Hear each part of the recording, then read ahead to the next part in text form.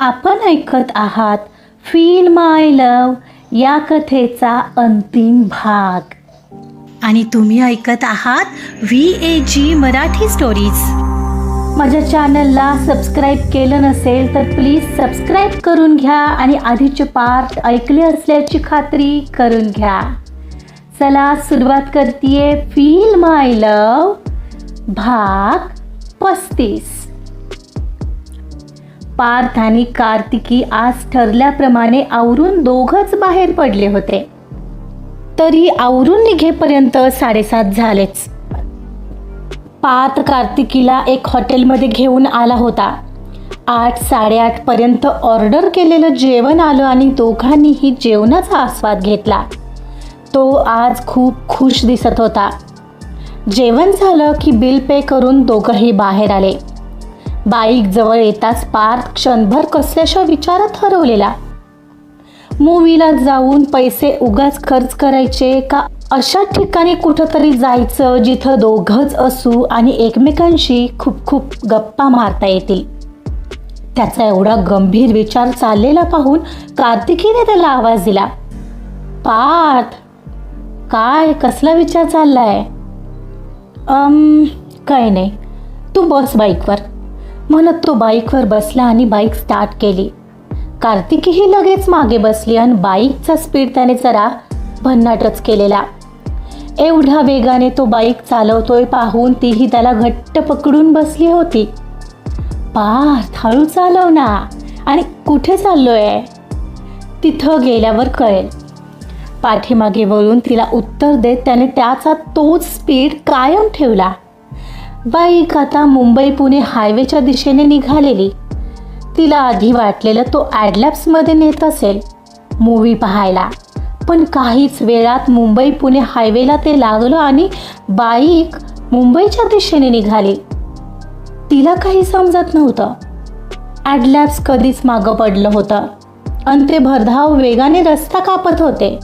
बाईकचा वेग आणि त्यात तिची पडू नये म्हणून पाठीमागून त्याला मारलेली उबदार आणि घट्ट मिठी, त्याला हे सगळंच खूप भारी वाटत होता. एक क्षणाला ते भक्तिशक्ती चौकात निगडीला पोहोचले. त्याने एक ठिकाणी बाईक पार्क केली. दोघंही उतरले आणि त्याने तिच्याकडे पाहिलं. तिच्या चेहऱ्यावर भाव जे पाहायचे होते. हे काय पार्थ, आपण तर मूवीला जाणार होतो ना?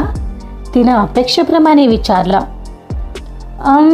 हो, आधी मी तसाच विचार केला होता, पण मग मी विचार केला एवढे पैसे खर्च करून तिथं थिएटरमध्ये बसण्यापेक्षा इथं एकमेकांसोबत वेळ घालवला तर काय वाईट. मग थोड्या गप्पाही होती आणि मला तुला आणखीन मन भरून पाहता येईल. काय रे, रोजच पाहतो असतोस की मला? ती एकदम दिलखुलास हसली. हो, पण असा निवांतपणा नसतो ना, तो गोडस्मित करत म्हणाला. ती अजूनही हसत होती. एका आईस्क्रीमच्या गाड्यावर येऊन त्याने मस्तपैकी आईस्क्रीमचे 2 कोन घेतले आणि दोघंही बसायला लॉनवर आले. वरती आकाशात छान टिपूर चांदणं पडलं होतं आणि तिथल्या त्या लॉनवर बरेचसे कपल एकमेकांसोबत बसले होते.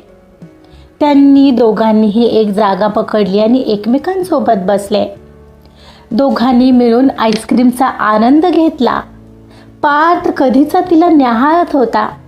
तीही खूप खुश दिसत होती. आईस्क्रीम संपलं आणि मग मात्र पार्थ तिच्याकडे वळला. मग कार्तिकी, कसं वाटतंय आता इथं? त्याने तिला विचारलं. खूप छान पार्थ, तसंही तुझ्यासोबत कुठेही छानच वाटेल. असाच आहेस बाबा तू. हो का? पण काय ग, माझं गिफ्ट कुठे आहे बर्थडेचा? ओ, गिफ्ट हवं आहे तुला? हो, मग नको का? बरं आहे, घरी ये. पण घरी कशाला ठेवलं आहेस? मला कोण देणार मग? अरे, तुला रात्री देणार होते. ओ, रात्री का बरं? रात्री काही स्पेशल आहे का? गप रे.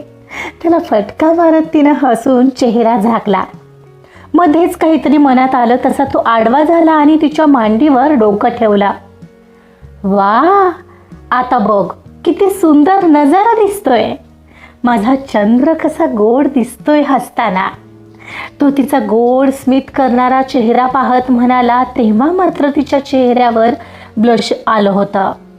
त्याने तिचा हात हातात पकडला आणि त्यावर किस केलं. थँक्स कार्तिकी. खूप खूप भारी होता आजचा दिवस. तुझं बर्थडे प्लॅनिंग आणि सगळंच. मुळातच तू मिळाली आहेस ना मला.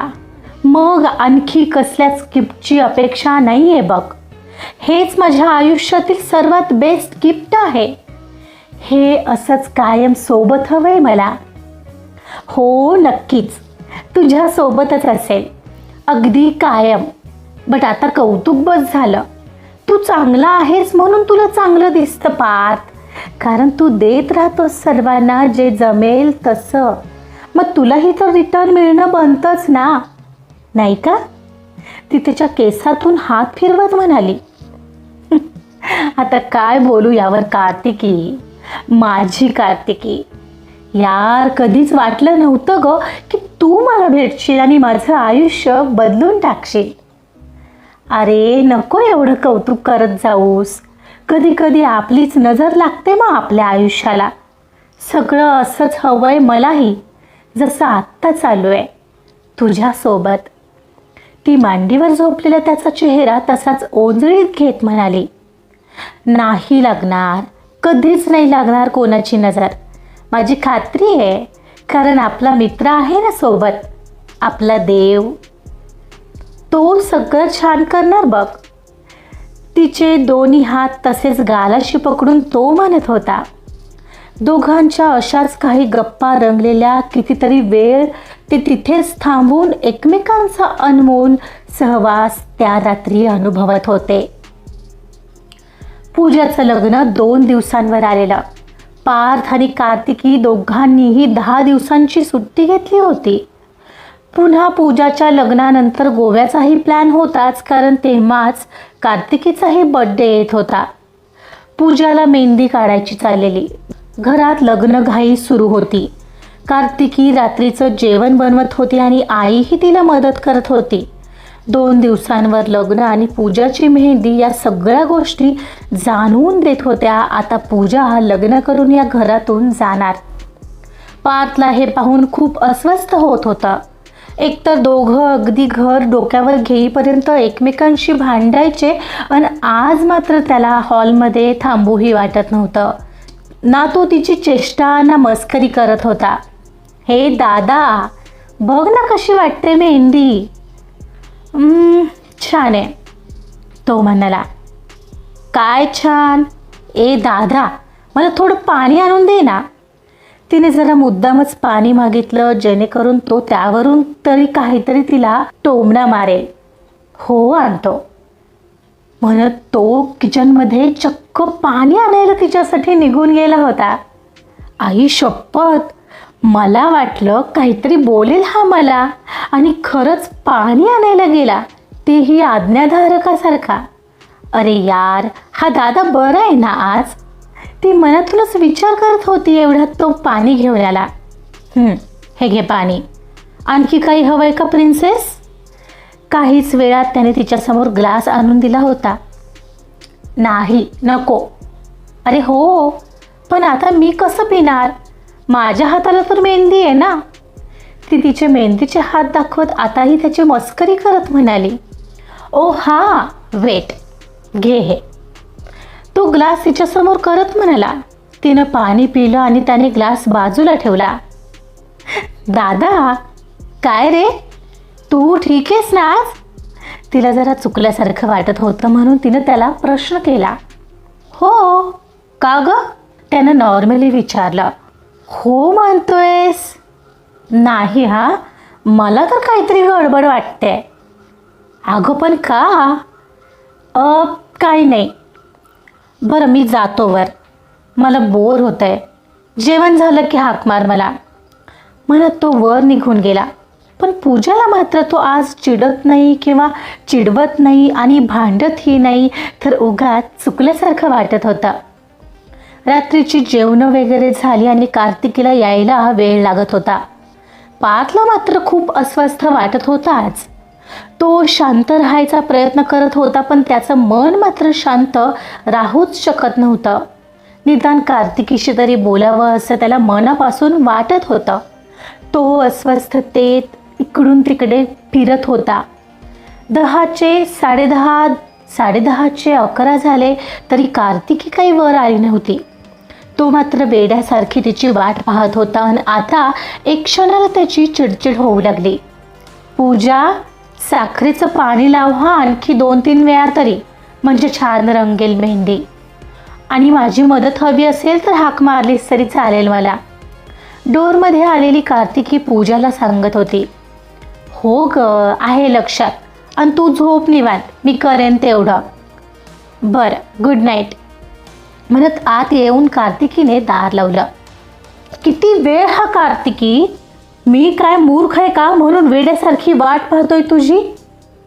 अरे, एवढं काय झालं तुला चिडायला? लग्न कर रे, मग थोडं इकडं तिकडं होणारच ना. पाहतोयस ना किती काम आहेत. आई एकट्या तरी किती करणार? मग माझ्याकडे कोण पाहणार? तुझ्याकडं काय पाहायचंय? तू काही लहान थोडीच आहेस, ती मस्करीत म्हणाली. ठीक आहे, मग नको पाहूस. बेडवर आडवा होत तो चिडून तिला पाठमोरा होत एका अंगावर झाला. पाठ, काय झालं? अरे आले ना मी आता, बोल. ती त्याला स्वतःकडे वळवायचा प्रयत्न करत म्हणाली. राहू दे, काही नको, मी काही लहान आहे का? तो तिचा हात झटकत म्हणाला. हारे, किती चिडतोयस? गंमत केली होती मी. पार्थ, तिकडे बघ. पार्थ. तिने जरा त्याला नेहमीसारखी मधाळ हाक मारली तसा तो तिच्याकडे वळला आणि डायरेक्ट तिच्या मांडीवर डोकं ठेवत तिच्या कुशीत शिरत तिला घट्ट मिठी मारली. अरे काय झालं? पार्थ, बोल ना.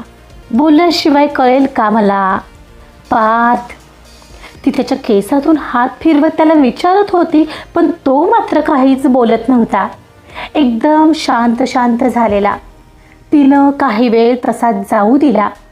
त्याला शांत करायला त्याच्या केसातून बोटे फिरवत राहिली. मग काही वेळाने तोच बोलला. खूप चिडचिड होते माझी कार्तिकी. अरे पण का? बघ ना, हो हो म्हणता म्हणता लग्न किती जवळ आलंय. परवा लग्न होणार तिचं आणि पूजा हे घर सोडून जाणार.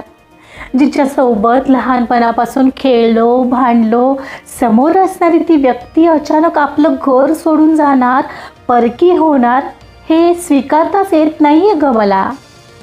तो तसाच बाजूला होत तिच्या मांडीवर डोकं ठेवून बोलत होता. त्याच्या डोळ्यातल्या कडा पाण्याने भरलेल्या होत्या. अरे असं कसं चालेल पार्थ? कधीतरी लग्न होणार होतं तर ते आत्ता होतं इतकंच. आणि परकी होणार आहे का ती? असं का बरं बोलतोयस? तुला हवं तेव्हा तिला बोलाव घरी. हे घर तिचंच असणार आहे ना? ते आहेच ग, पण ही सगळी लग्नाची तयारी आणि मेहंदीचा कार्यक्रम पाहून मला अगं इतकं अस्वस्थ झालंय ना. कधी एकदा तुझ्याशी बोलेन असं झालंय. सतत काहीतरी हरवतंय असं वाटतंय ग मला. असं काही विचारच करू नको ना मग. आणि साहजिक आहे तसं वाटणं, पण नंतर होईल सवय याचीही. कार्तिकी, तुलाही येत असेल ना आठवण तुझ्या मॉम डॅडची?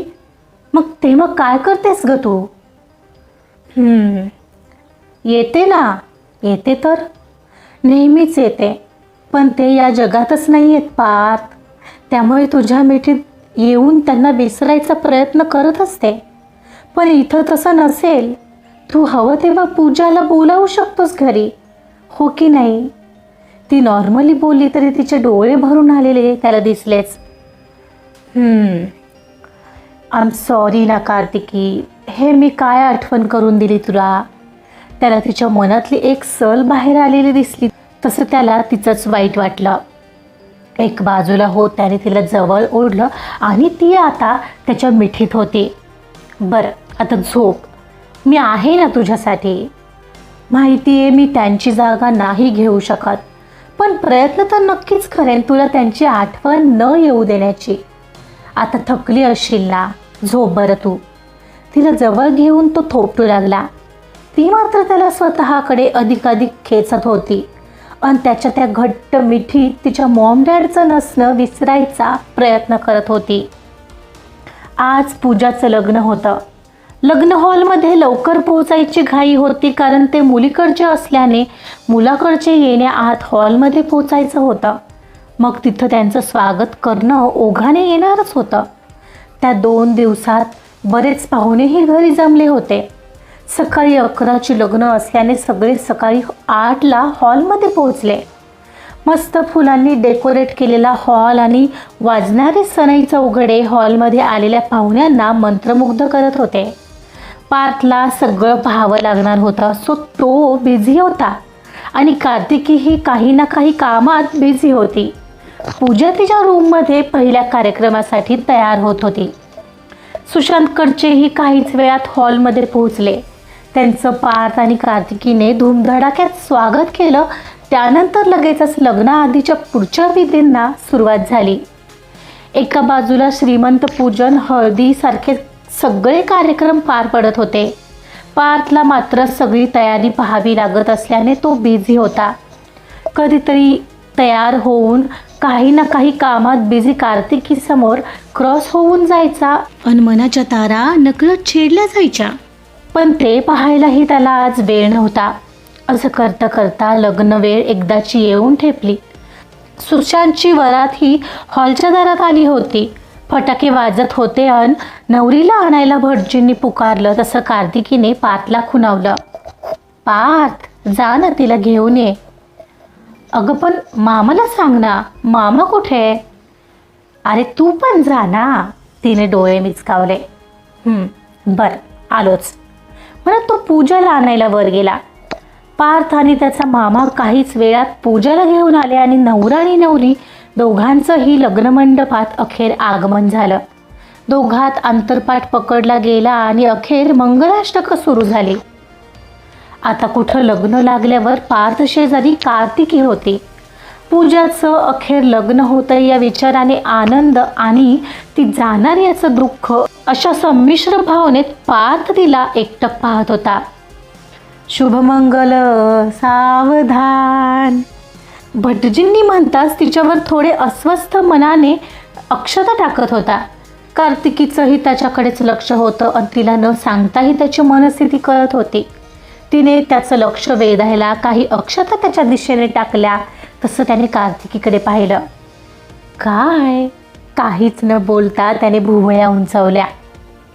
काय नाही, नकारार्थी मान हलवत आणि त्याला डोळे मिचकावत तिने 2 बोटातील अंतर वाढवत त्याला खुणावलं स्माईल करायला.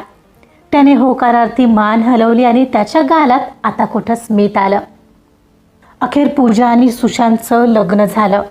दोघांनी एकमेकांना हार घातले. दोघांचं फोटो सेशन सुरू झालं. काही वेळाने मंगळसूत्र, मांगटिका असे कार्यक्रम होणार होते आणि त्यानंतर सप्तपदी. पार्थ पुन्हा बिझी झाला होता. कधी पाहुण्यांना पहा तर कधी कार्यक्रमात लागणाऱ्या गोष्टी पहा, हेच पाहण्यात तो बिझी होता. फोटो सेशन झालं आणि पुढचा प्रोग्राम सुरू करणार त्या आधीची अनाउन्समेंट झाली आणि ती दुसऱ्या तिसऱ्या कोणी नाही तर पूजाने केली होती. ती पार्थ आणि कार्तिकीला स्टेजवर बोलावत होती. दादा आणि वहिनी प्लीज स्टेजवर या. आणि आता आपल्या सर्वांसमोर दोघंही डान्स परफॉर्म करणार आहेत. दादा, वहिनी, दोघांना यायला ती खुणावत होती. कार्तिकी आणि पार्थने दुरूनच एकमेकांकडे पाहिलं आणि त्या क्षणाला उगाचच दोघांचाही हार्टबीट स्किप झाला. दोघंही मंदावलेली हृदयाची धडधड सावरत स्टेजकडे जायला निघाले. पूजाने इशारा करताच गाणं सुरू झालं. सुरू झालेल्या म्युझिकवर आधी एकटीच कार्तिकी पुढे काही स्टेप करत होती. सजदे किए है लाखों लाख दुआएं मांगी, पाया है मैंने फिर तुझे. गाण्याच्या ओळी सुरू झाल्या आणि पार्थ तिला जॉईन झाला. एकमेकांचे हात हातात घेऊन डोळ्यात पाहत ते 2 वेळा गोल फिरले. चाहत की तेरी मैंने हक में हवाएं मांगी, पाया है मैंने फिर तुझे. ती त्याच्या पुढे बसलेली आणि तिचे हात हातात घेऊन गालाच्या तालावर एका बाजूला झुकत एकमेकांकडे पाहत होते. मग ती उठली. तुझसे ही दिल ये बहला, तू जैसे कलमा पहला, चाहूं न फिर क्यों मैं तुझे,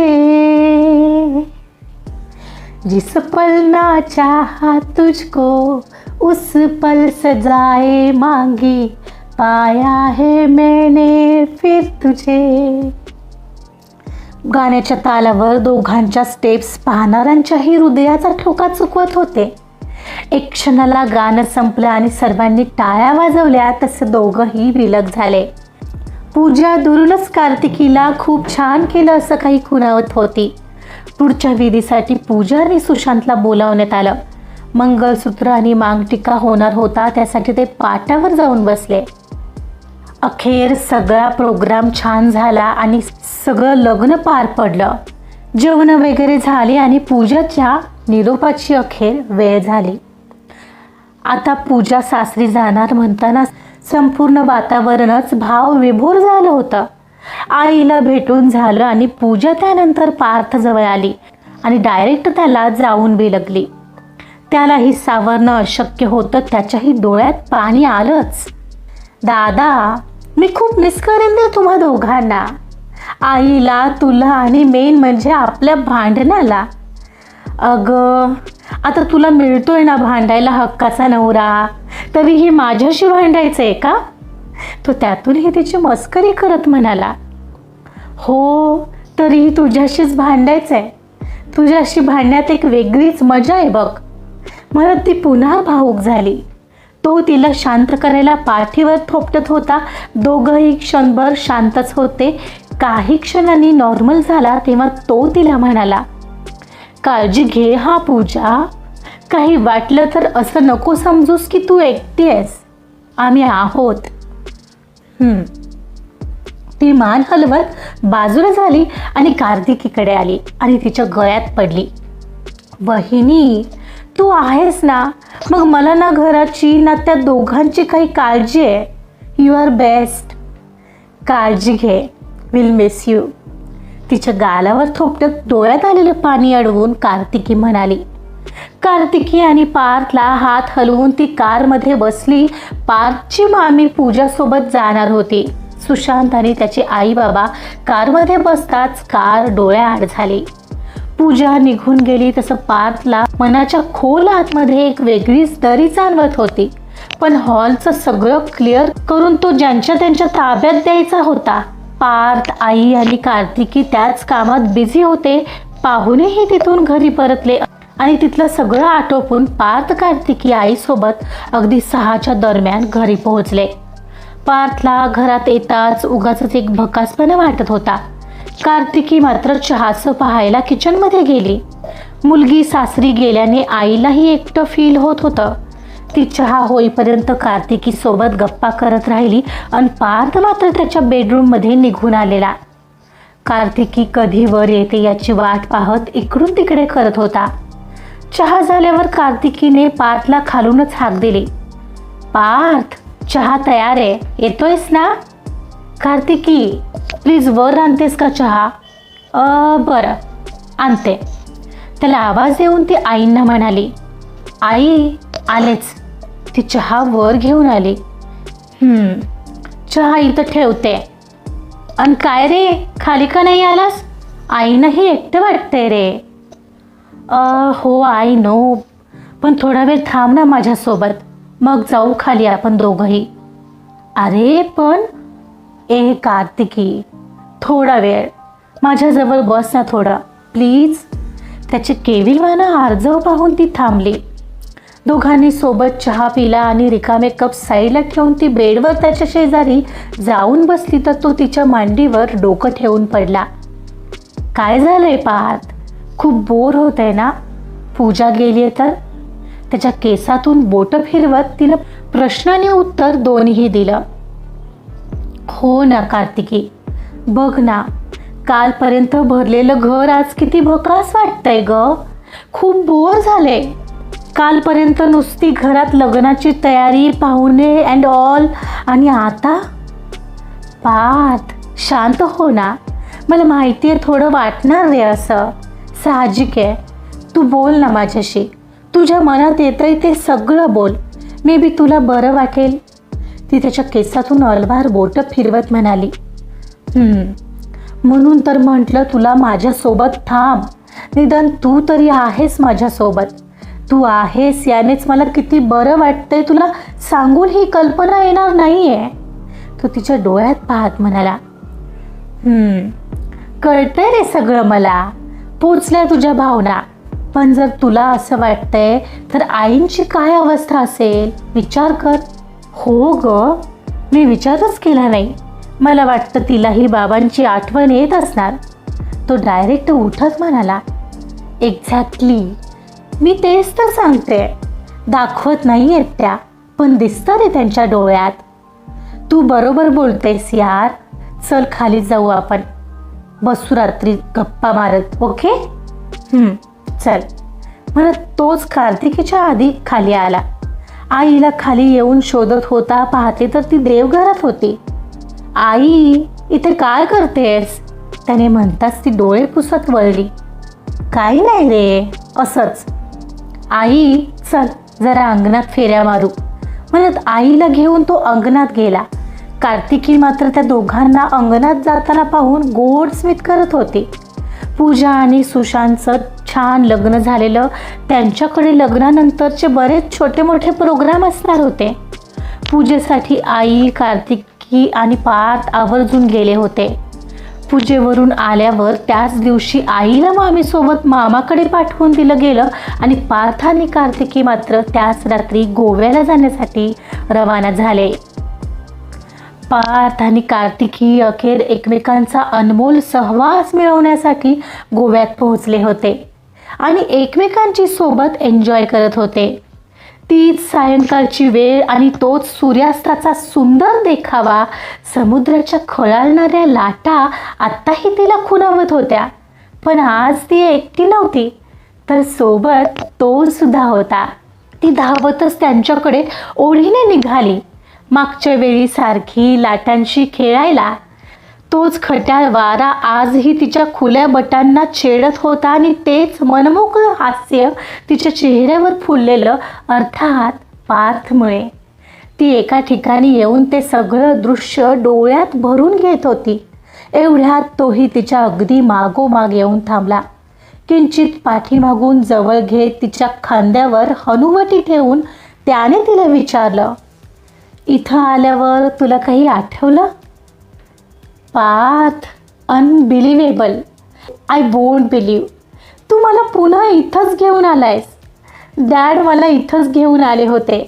कसलं भारी वाटतंय. I am so much happy Parth, ती म्हणत होती. तिच्या चेहऱ्यावर ओसंडून वाहणारा आनंद आणि त्याच्यासाठी तेच तर महत्त्वाचं होतं. तो तसाच तिच्याकडे तिरकस पाहत तिच्या चेहऱ्यावरचा तो आनंद डोळ्यात भरून घेत होता. तेच तर हवंय मला. तू अशीच खुश राहावंस. यु नो, इथेच मी तुला पहिल्यांदा पाहिलेलं आणि तुझ्या प्रेमात सुद्धा पडलेलो.